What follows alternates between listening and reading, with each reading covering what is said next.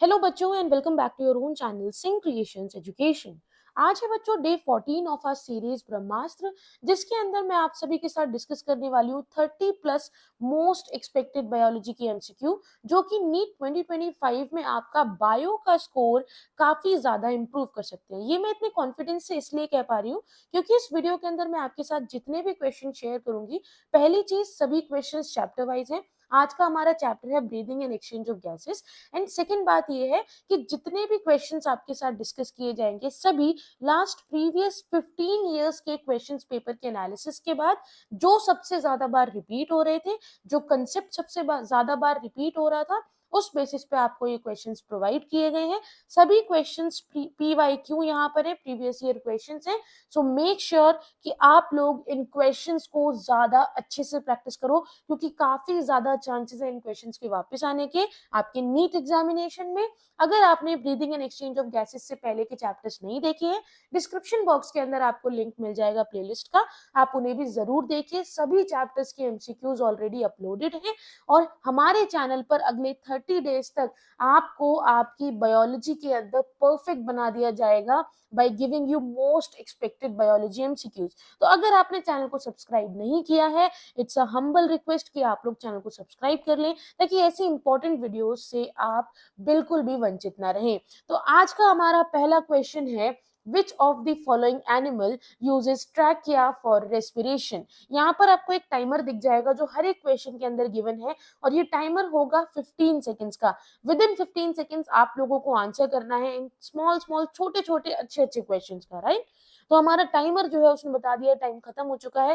Correct option है insect. Insects जो होते हैं वो मतलब रेस्पायर यानी कि सांस लेते हैं through a network of trachea that deliver oxygen directly to the tissue. जो भी ऑक्सीजन वो रेस्पायर कर रहे हैं वो उनके ट्रैकिया के नेटवर्क के थ्रू डायरेक्टली टिश्यू के अंदर जा रही है। नीट 2011 में ये क्वेश्चन आपसे पूछा गया था। तो कौन सा ऑप्शन सही है? ऑप्शन नंबर सी।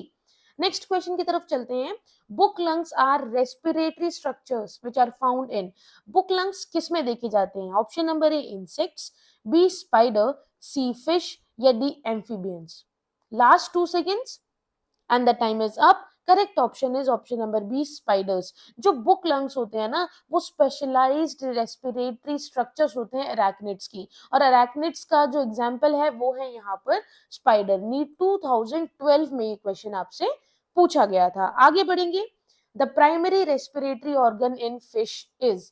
फिश के अंदर मेन रेस्पिरेटरी ऑर्गन कौन सा है जिससे वो रेस्पायर करते हैं? Option A lungs, B skin, C gills या D trachea.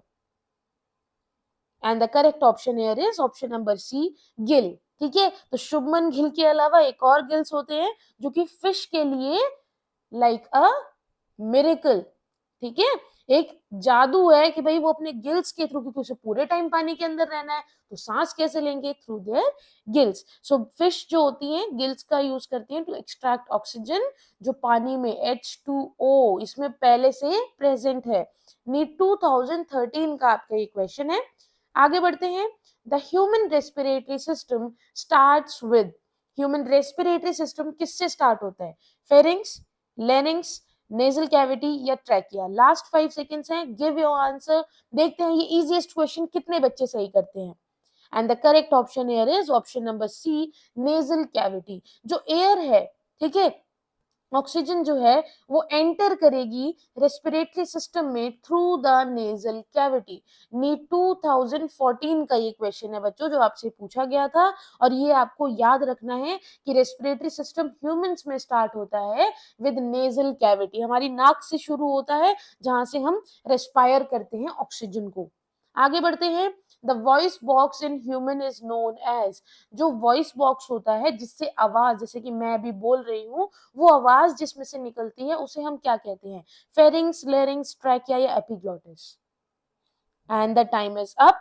Correct option here is option number B, larynx. जो लेरिंग्स जो है उसके अंदर वोकल कॉर्ड्स होती है, ठीक है। वोकल कॉर्ड्स जो होती है वही रिस्पॉन्सिबल होती है for the production of sound. NEET 2015 में ये क्वेश्चन पूछा गया था। आगे बढ़ते हैं। द एल्वियोलाई एल्वियोलाई किससे सराउंडेड होता है? समझ लो ये एल्वियोलाई है तो ये किससे सराउंडेड होगा? आर्टरीज होंगी इसके आसपास, वेन्स होंगी, कैपिलरीज होंगी या लिम्फ वेसल होंगी. This will be surrounded by which one of them? And the time is up. Correct option here is option number C, capillaries. Alveoli जो होते हैं वो surrounded यानी कि उनके आसपास क्या present है? यहाँ पर क्या present है? Capillaries present है और ये capillaries जो हैं they will help them to exchange the gas, right? NEET 2016 का ये question है. आगे बढ़ते हैं. ड्यूरिंग रेस्पिरेशन द डायफ्राम, क्या होता है डायफ्राम के साथ रेस्पिरेशन के दौरान? सॉरी, इंस्पिरेशन नॉट रेस्पिरेशन, ये याद रखना, मैंने भी वन टाइम में गलत पढ़ दिया इसको, इंस्पिरेशन होगा. ठीक है, इंस्पिरेशन के दौरान क्या कंडीशन कॉज होती है डायफ्राम में? The correct option here is exactly option number B, contracts and moves downward. Diaphragm क्या करता है? वो कंट्रैक्ट कर जाता है, अपना साइज छोटा कर लेगा एंड और उसके अलावा it increases thoracic volume which will facilitate the air intake. जब thoracic volume increase हो जाएगी तो ज्यादा एयर इजीली अच्छे से अंदर आ सकती है. नीट 2017 का ये क्वेश्चन है. आगे बढ़ते हैं. The primary muscles which are involve in normal quiet breathing is. आराम से हल्की सांस ले रहे हो, छोटी सांस ले रहे हो, आराम से ले रहे हो, क्वाइटली, ज्यादा आवाज करके नहीं ले रहे, ऐसा करने में कौन सी मसल्स प्राइमरीली इन्वॉल्व होती है? The correct option here is diaphragm. पहले भी कहा था डायफ्राम जो है वो मेन मसल है जो क्वाइट ब्रीदिंग के लिए हेल्पफुल है. और ये ऐसा क्यों है? बिकॉज वो थोरैसिक वॉल्यूम को इंक्रीज करती है और फैसिलिटेट करेगी ताकि इजीली एयर इनटेक हो सके.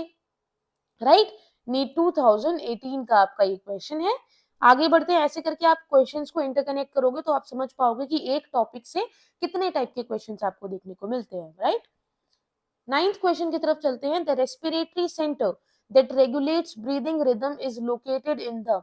रेस्पिरेटरी सेंटर जो कि ब्रीद करने में जो रिदम चलती है, लाइक इनहेल करते हो एक्सहेल करते हो, उसको रेगुलेट जो करती है वो कहाँ लोकेट करेगी, क्या जगह होगी?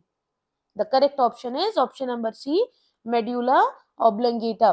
जो मेड्यूला ऑब्लंगेटा है ये कंटेन करता है प्राइमरी रेस्पिरेटरी सेंटर. नीट 2019 का ये क्वेश्चन है.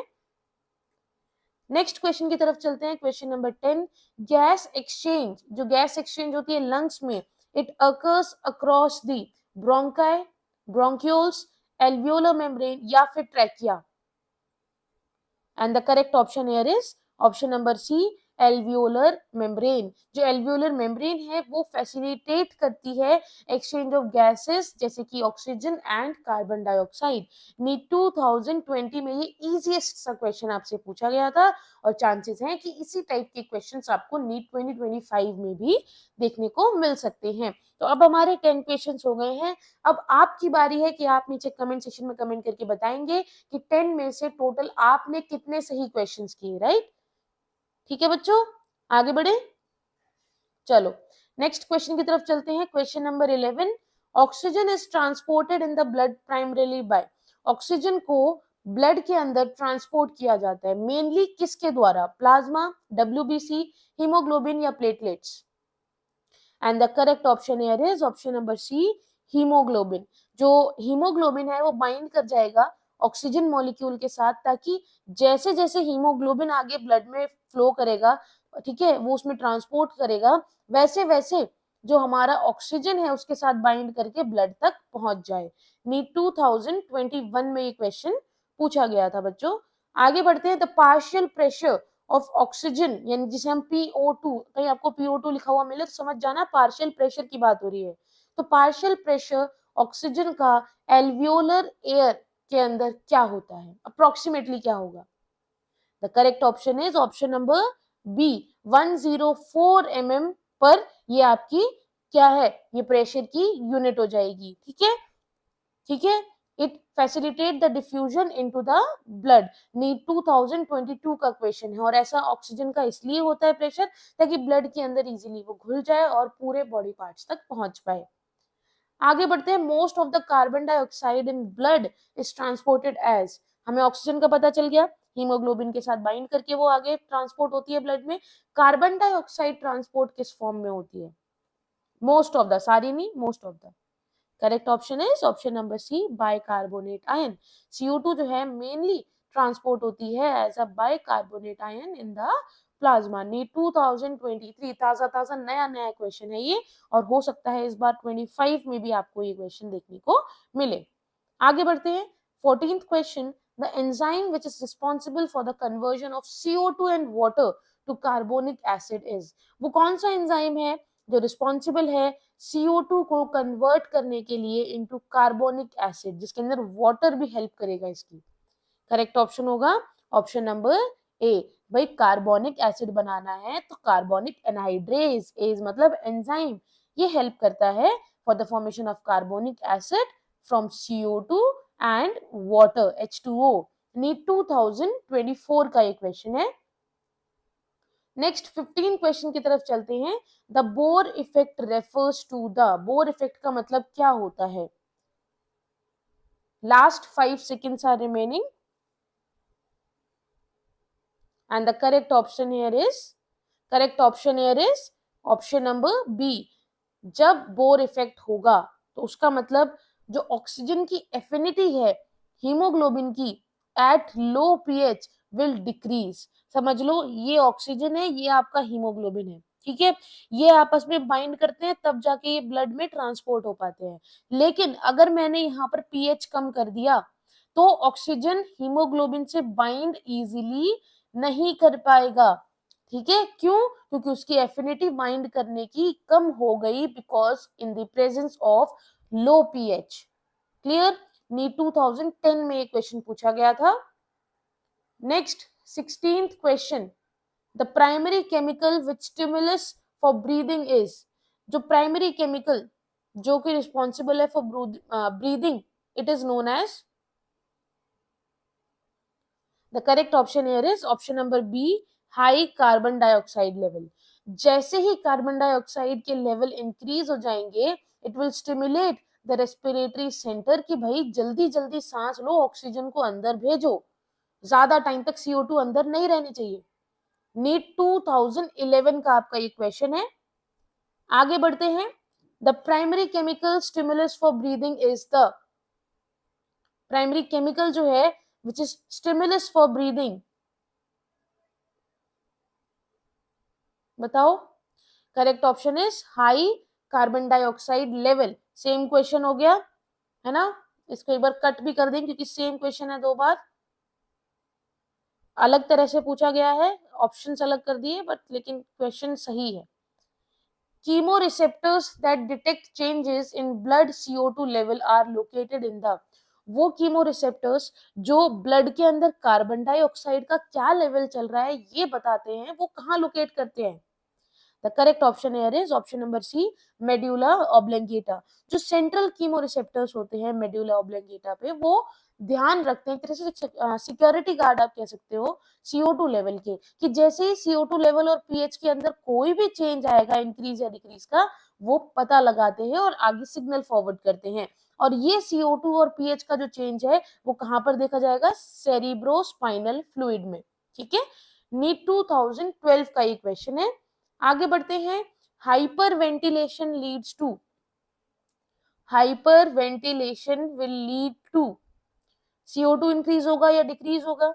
ऑक्सीजन इंक्रीज होगा या डिक्रीज होगा? वेंटिलेशन हाइपरली एक्टिव है, बताओ। Correct option is decrease in CO2 level. अगर बहुत ज्यादा वेंटिलेशन है तो ऑक्सीजन ही ऑक्सीजन मिल रही है और CO2 जो है उसका लेवल बॉडी के अंदर कम हो जा रहा है। रैपिड ब्रीदिंग, उसकी वजह से आप जल्दी जल्दी CO2 को बाहर छोड़ोगे, जितनी जल्दी बना पाओगे उससे पहले बाहर छोड़ दोगे, उसकी वजह से क्या होगा? CO2 का लेवल कम हो जाएगा ब्लड के अंदर। नीट 2013 का एक क्वेश्चन है। आगे बढ़ते हैं। Tidal volume will refer to, tidal volume refers to, and the correct option here is, हाँ जी बिल्कुल सही बता रहे हो। कितने बच्चों का सही है? Correct option is option number B. अब बताओ कितने बच्चों ने ये क्वेश्चन सही किया है? हम 20 क्वेश्चंस पे आ चुके हैं। वॉल्यूम ऑफ एयर इंस्पायर्ड मतलब जो आपने इनहेल की है, and the volume of air which is expired यानी कि जो आपने बाहर निकाली है ड्यूरिंग नॉर्मल ब्रीदिंग, उसे हम कहते हैं tidal volume. Clear? The total amount of air inhaled सांस ली है and total amount of air which is exhaled कितना बाहर निकाला है नॉर्मल ब्रीदिंग के दौरान। आपने कोई भी स्ट्रेसफुली ब्रीदिंग नहीं की है या रैपिड ब्रीदिंग नहीं की है। नीट 2014 का ये क्वेश्चन है। आगे बढ़ते हैं 21st क्वेश्चन पे। The volume of air that remains in the lungs after a normal expiration is called. Volume जो है एयर का जो कि लंग्स में रहता है नॉर्मल एक्सपायरेशन करने के बाद भी जो वॉल्यूम बच जाता है उसे क्या कहते हैं? द करेक्ट ऑप्शन here is option number B, functional residual capacity. Functional residual capacity क्या होता है? एक एडिशन होता है residual volume plus expiratory reserve volume का। जितना आपने एक्सपायर किया उसके बाद जो रिजर्व वॉल्यूम है वो और आपका रेसिडुअल वॉल्यूम जो है वो, इन दोनों को ऐड करके बनता है फंक्शनल रेसिडुअल कैपेसिटी। ईयर 2015 में आपसे ये क्वेश्चन पूछा गया था। आगे बढ़ेंगे। वाइटल कैपेसिटी क्या होता है? टाइडल वॉल्यूम पता चल गया, ठीक है, रेसाइडल वॉल्यूम पता चल गया। अब वाइटल कैपेसिटी बताओ। Last 5 seconds are remaining, quickly अपना आंसर बताइए। The correct option here is option number C, maximum volume of air that can be expired after maximum inspiration. यानी कि आपने अपने लंग्स की कैपेसिटी के अकॉर्डिंग ज्यादा मैक्सिमम जितना आप इंस्पायर कर सकते हो, जितना आप सांस ले सकते हो, आपने उतना लिया and then maximum volume of air जितना आपने निकाला उससे पता चलता है कि आपके लंग्स की वाइटल कैपेसिटी क्या है। नीट 2016 में क्वेश्चन पूछा गया था। 23. Asthma is characterized by inflammation and narrowing of airways, destruction of alveolar wall, accumulation of fluid in alveoli या infection of the pleural membrane. The correct option here is option number A, inflammation and narrowing of airways. जो airways है जहां से आप inhale कर रहे हो या exhale कर रहे हो एयर को, वो ही कहीं ना कहीं नैरो डाउन होते जा रहे हैं, ब्लॉक होने शुरू हो जाते हैं बिकॉज ऑफ द इन्फ्लेमेशन। सूजन आ जाती है उनमें जिसकी वजह से अस्थमा होता है। अस्थमा क्या है? सांस लेने में दिक्कत। और सांस लेने में दिक्कत जब होती है जब जो पासेज है, जो पाथवे है जहां से हवा को जाना है आपकी बॉडी के अंदर, वो ही कहीं ना कहीं ब्लॉक हो रहा है, राइट? तो अस्थमा इन्वॉल्व क्रॉनिक इन्फ्लेमेशन जिसकी वजह से एयरवे कंस्ट्रिक्ट हो जाता है, ज्यादा एयर अंदर नहीं जा पाती है और सांस लेने में डिफिकल्टी होती है। नीट 2017 का आपका ये क्वेश्चन है। आगे बढ़ते हैं।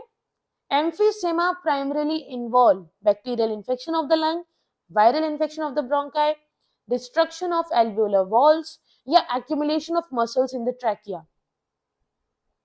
And the correct option here is option number C, destruction of alveolar walls. जो एम्फीसेमा है वो सबसे पहले एल्वेओलर वॉल को ही डैमेज करेगा जिसकी वजह से सरफेस एरिया कम हो जाएगा। किसके लिए? गैसेस के एक्सचेंज के लिए, CO2 और O2 के। करेक्ट? तो यहाँ पर एम्फीसेमा में सबसे पहले एल्वेओलर वॉल को ही डैमेज किया जाता है। नीट 2018 का क्वेश्चन है।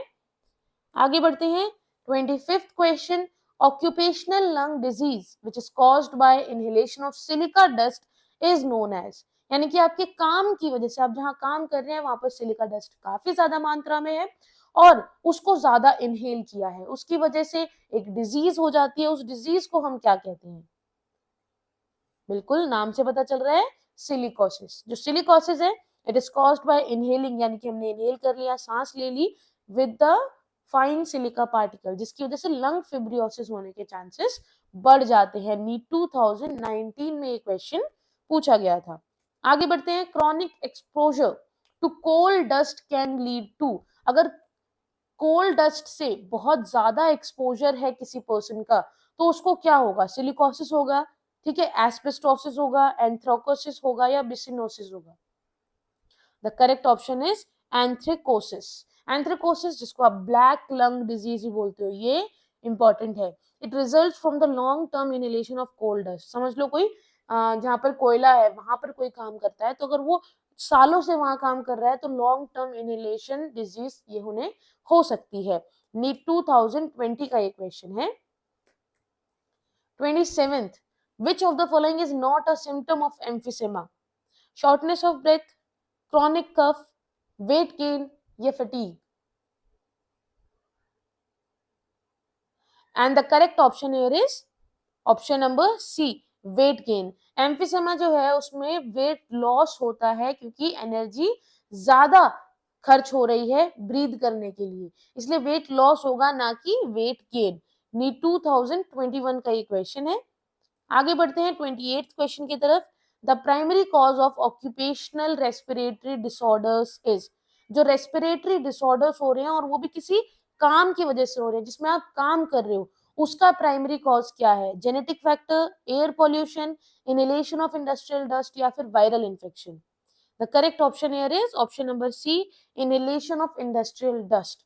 ठीक है, जो भी इंडस्ट्री में डस्ट है, चाहे वो सिलिका थे या फिर आपके ये कोल इंडस्ट्रीज के अंदर जो है, तो इस डस्ट को अगर कॉमनली ज्यादा टाइम तक इससे आप एक्सपोज रहोगे और ज्यादा टाइम तक आप इसे इनहेल करोगे तो ऑक्यूपेशनल रेस्पिरेटरी डिसऑर्डर्स हो सकते हैं। नीट 2022 के अंदर आपसे एक क्वेश्चन पूछा गया था। 29th क्वेश्चन की तरफ चलते हैं। Which of the following disease is characterized by the loss of elasticity of the lung. जो लंग्स हैं, जब उन्हें आप एक्सहेल करते हो, इनहेल करते हो, तो वो इलास्टिसिटी ही मान लो आप उसकी कि वो इंक्रीज भी हो जाता है और डिक्रीज भी हो जाता है। लेकिन कौन सी डिजीज है जिसमें ये इलास्टिसिटी पे ही फर्क पड़ता है? बताओ।